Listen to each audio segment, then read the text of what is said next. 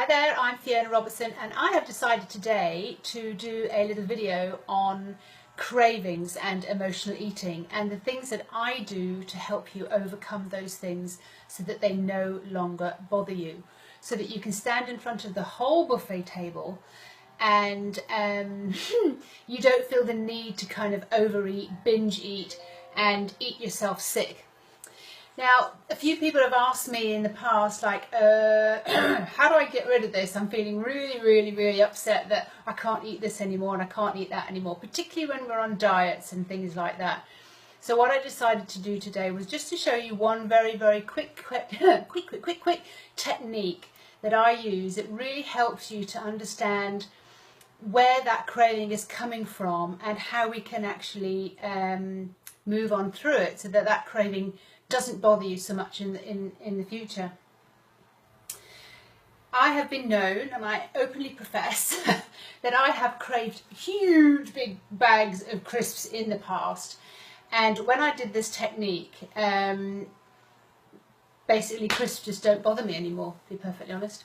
I used to have to go to the supermarket and avoid the aisle, but if I went down the aisle I would just kind of like buy the biggest, probably salt and vinegar flavoured crisp that I could find.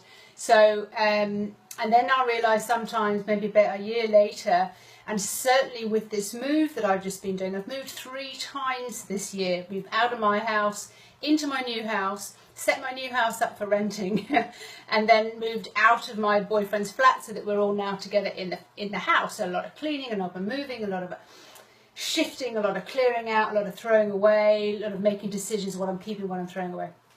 And I realised that I ended up living on coffee, and I'm like, I don't drink coffee, what's going on? And it was just overstimulating my body, and at some point I just went, hey, what's going on here? I don't need that much stimulation, so what is it that I'm missing? What's going on? So this is what I do. So you know very well, if you watch me already, that I ask you to understand what's going on in your body, to be able to feel what's going on in your body. Sometimes I will ask you to sort of know that this is massively your stress point, this is hugely your relaxation point. I teach you how to feel safe. So basically I'm going to ask you to just take some breaths in, breathe out. Bring all your active, attentive mind, all your consciousness and everything else into your body. Be very relaxed in your body. Understand that you can only do this when you're not in your thinking head, when you're in your feeling body. So just relax down into your body and I'm going to guide you through. No reason to worry, you're totally safe. This is just great. Breathe in and breathe out.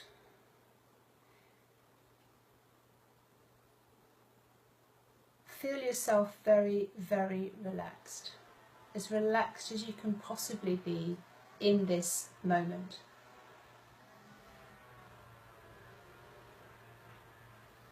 I want you to see in front of you whatever it is that you're craving at the moment. Whatever it is that you just feel, why am I eating so much of that? Or why am I drinking so much of that? What is it? I would really like to just be able to sort of go past that and not be able to feel that I need that in my life anymore, that it's calling me, that I just need to go and have another cup of coffee, that I need to go and have something else to eat.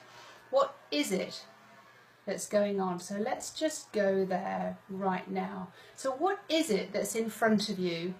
If you can imagine something that's in front of you that is calling you. Maybe it's a big bag of crisps, maybe it's the cup of coffee with milk and cream and all the rest of it. I've done this with quite a few people now, and some people are kind of like really getting into it and understand, I want that milk, I want it, and they're really stomping and acting out like a 5-year-old. Push whatever item it is that's right in front of you, push it away at arm's length. Make sure that it's just out of reach for you, and see what's going on in your body right now. What is it that you're saying to yourself? But I need it, but I want it, I deserve it, it's not fair.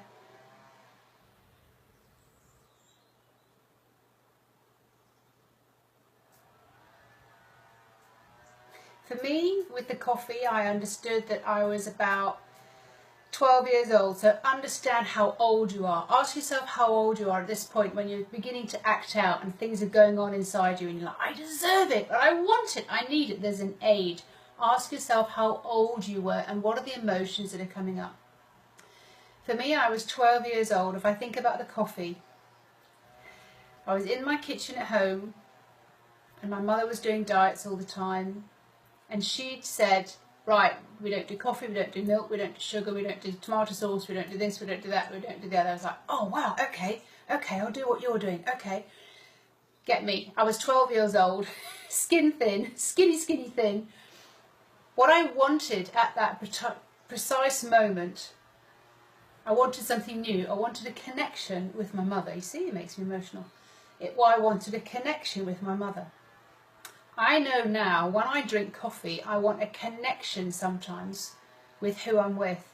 It's their thing and I want to be on the same level as them. And I've often altered my food. Being an empath, we often alter our energy. We often alter what's going on for us to try and be in the same energy as somebody else because we want connection. One of the things I'm working on, and I know that I have, is connection and a need for connection. It's my big love language. I adore one-to-one connections, quality time connection.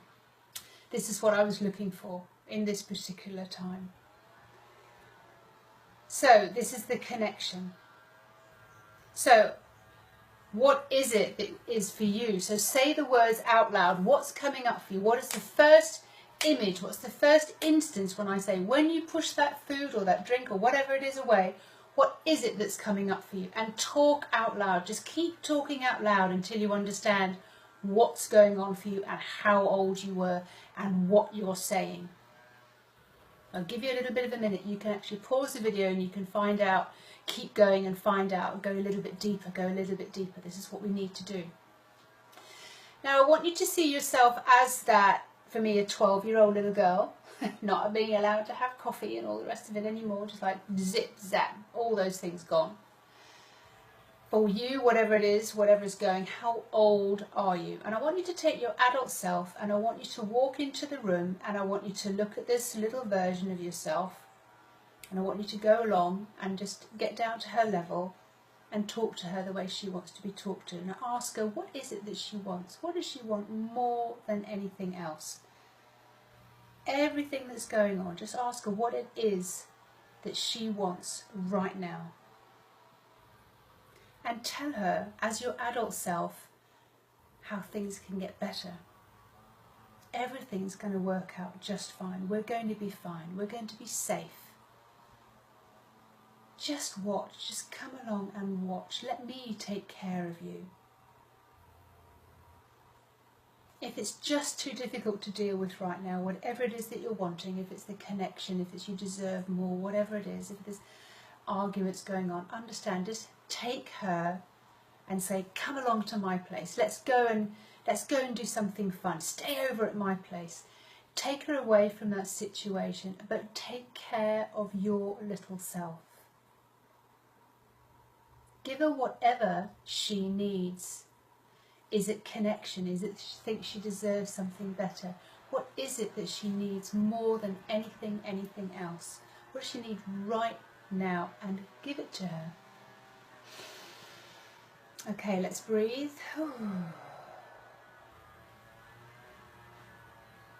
Stay in this place as long as you need to, as long as she needs you. Sit in a rocking chair, go out in the fields, wherever you need to be. Whatever that little girl, that little person needs, give it to her for as long as she needs. If she just wants to be held for as long and long as possible, no words, nothing. Let her feel safe and seen and heard and that she matters.